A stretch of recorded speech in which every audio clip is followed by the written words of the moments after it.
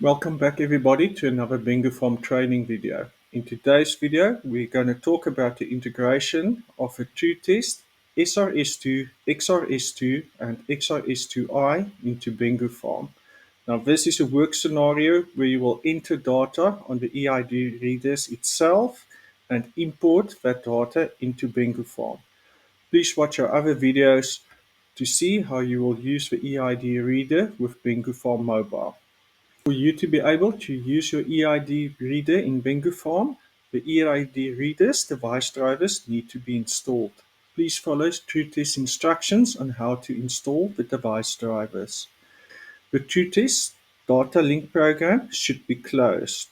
Another thing is your Tru-Test reader should be switched on, connected to the PC via a USB cable, and you must be on the home screen on the reader itself.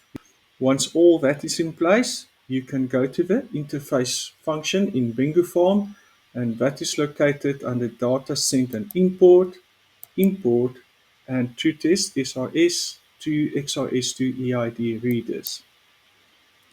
The screen will open and will try to connect to your reader. If it can't connect, you will get an error message. On the top right hand corner, you can see this computer is connected to an XRS2 EID reader. Now this interface screen has a couple of functions. We'll start with the ones here at the top right hand corner of the screen.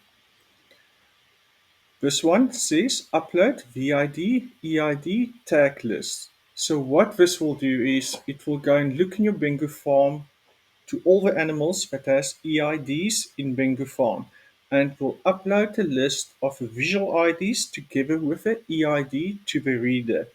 What this does is it enables your reader, when an animal is scanned on a reader, that the visual ID is displayed on the reader itself. Please note that when uploading this tag list, the existing tag list on the reader is deleted. The second function here is to upload alerts. So you can enter alert message, and please note that the alert message can only be 16 characters long. So say for example we say for sale. We can select either to clear the existing alerts on the reader, or we can add the alert to the existing alerts that's already on the reader. In this scenario, I'm going to say clear the alerts first. And you'll select the animals for which this alert message must appear when the animal is scanned on the reader. So your normal BenguFarm selection screen will open, where you either can select animals by hand or by predefined group. Please watch our separate videos that handles this screen. So I'm going to select these three animals and say select hand selected animals. And what this did is for those three animals, it uploaded the alert for sale. So when you scan on a reader that specific animal or one of them, a message will appear on your Tru-Test scanner that says for sale. Next task we're going to look at is how to upload favorites to your EID reader. Favorites can also be seen as tasks. It's a combination of fields put together that you can enter data for. So say for example you've got pregnancy examinations. You can upload the pregnancy examination favorite to an EID reader. Then you'll create a session and say this session is for the favorite pregnancy examination. And as you scan the animal, all the fields that are linked to that favorite is displayed on the screen and you can enter information for it. So let's do it by example. You'll go to Edit EID Reader Tasks. So what the screen will do is here on your right hand side, it will list the existing tasks or favorites that's currently on the EID reader. Here on your left-hand side of the screen is the available BenguFarm favorites that's compatible with your EID reader, from which you will select to upload it. So say for example, we want to do registrations. You will select the favorite that you want to upload and you will select where you want to upload it to. So by default, you will select to upload a new favorite. There can also be scenarios that we'll look at just now where you want to overwrite an existing favorite. So you select upload new favorite and then just click on upload favorite. It will ask you, are you sure you want to do it? Because when you upload favorites, you will lose your existing data that's on the reader. You can just say yes. You'll get a message to say the upload is successful, or if there was an error, you'll get an error message. Usually with the error message, disconnect your reader, reconnect it, enter the screen again, and try again. It is important to notice that there are certain restrictions on the amount of fields that the EID reader can handle at any point of time.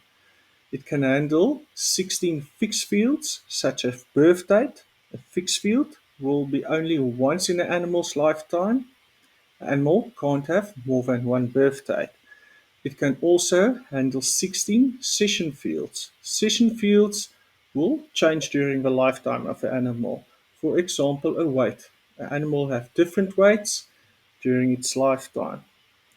So these favorites each got separate fields. So the more favorites you upload to your EID reader, the more of these available fields are being used. Once there's not enough fields available for a favorite to be uploaded, you'll get a message.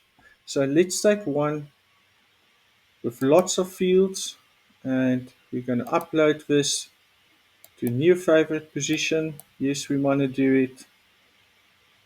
You will get a message like this. It will tell you that there's not enough available fields on the EID reader to upload this favorite to the reader. So there's a couple of things that you can do in a scenario like this. The first thing is to rather overwrite the existing favorite on your EID reader. Doing that will free up the fields that are linked to the existing favorite and make them available for the new favorite that you try to upload. Closely related to this is option 2. You can select to upload the empty placeholder favorite. Now the placeholder favorite has no fields in it. If you select it to overwrite one of the existing favorites on your EID reader, all those fields linked to that favorite that you're being overwritten will be made available for the new favorite that you want to upload. And the reason we have the empty placeholder favorite is that the interface does not allow BenguFarm to delete favorites on the EID reader. So this is your next option. You can go directly on your EID reader and follow the instructions here at number 3 and delete favorites from the EID reader itself, thus also freeing up fields. Another thing is that you can go to the individual fields on your EID reader and go and delete those. But be very careful to do that so that you don't delete fields that are linked to favorites that you're currently using, because doing that will result in data loss. So you can do one of these or a combination of these until enough fields are available on your EID reader to upload the selected favorite that you want to write to your EID reader. Once you uploaded the favorite to the EID reader, you can go and create a new session with this favorite. You can go down to new session, press enter. It will come up with a name. You can keep the default name or give a descriptive name of your own. We're going to keep session 70 in this example. The important thing is going down here to favorites. When you're on favorites, you'll see the little pencil appears and you repeatedly click it until you find the favorite that you want to use with the session. You then select the tick mark and the session on the reader will be created. And you will see with the registration where you can select whether it's a tag change or not, enter the birth date and the sex of the animal. So you can go and scan your animals now and enter this information. Once you enter data on your EID reader, you will want to import it. The import is controlled by the options here at Data Import Options. They are quite self-explanatory and we're not going to cover it in this video. So you will go back to Select Session where all the sessions are listed and you will select the session that you want to import. We have got only one session, session 65 with one record on it. So I can select that session and I'll click on Import Data from Reader. The data will be imported and you will get messages here. If some of the records can't be imported, it's usually because the EID is not in your BenguFarm and the data that was entered on your EID reader can't be linked to existing animal on your BenguFarm. But please check the individual error messages and act accordingly.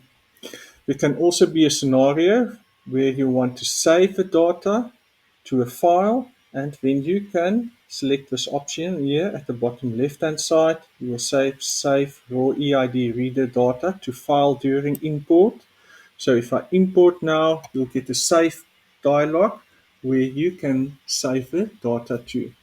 You can additionally select here to only save the EID reader data. So if I import now, you'll get your dialog to save a file and the file will be saved, but nothing will be imported. This is very specific use scenarios. We only mention it here. Your selection functions here. So from the animals that was imported, you can also select them. And then you can select to link them to groups, for example. If you want the specific session animals, maybe to enter additional data, say this is weights, but you know you did some vaccinations also. Maybe you want to link them to a group, and then you can go to your vaccination screen and enter vaccinations from them also. Or for whatever reason you want to link them to a group. We hope you find this video helpful and make you a better user of your Tru-Test EID reader. Thank you for watching and see you next time.